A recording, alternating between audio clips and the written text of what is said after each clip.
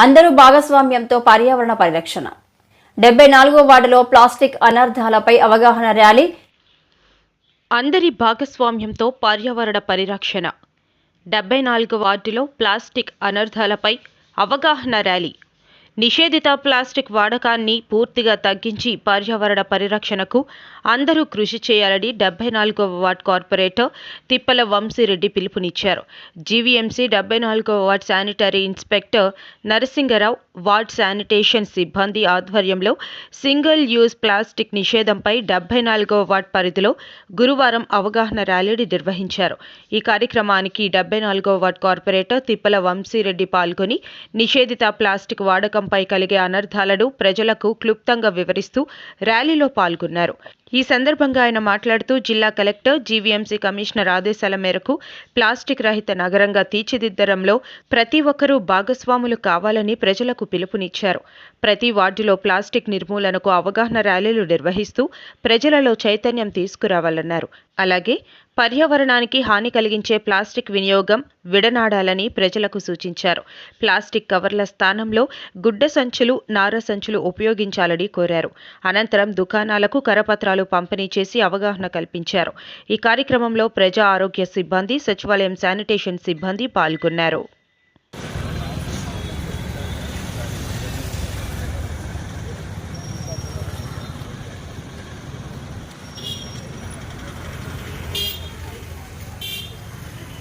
గాజువాక నియోజకవర్గం 74వ వార్డులో sanitary inspector గారు నరసింహరావు గారు ఆధ్వర్యంలో శానిటరీ సెక్రటరీలు మరియు శానిటరీ మిమ్మల్ని ఏమంటారు సూపర్వైజర్స్ రాంబాబు గారు కానీ, రామకృష్ణ గారు కానీ, మధు గారు కానీ, అలాగే సోదరుడు బాబురావు గారు కానీ, అలాగే సచివాలయం సిబ్బంది కానీ, మరియు ఇక్కడ ఇచ్చేసిన శానిటరీ వర్కర్స్ కానీ అందరూ కూడా పెద్ద ఎత్తులో పాల్గొనడం జరిగింది.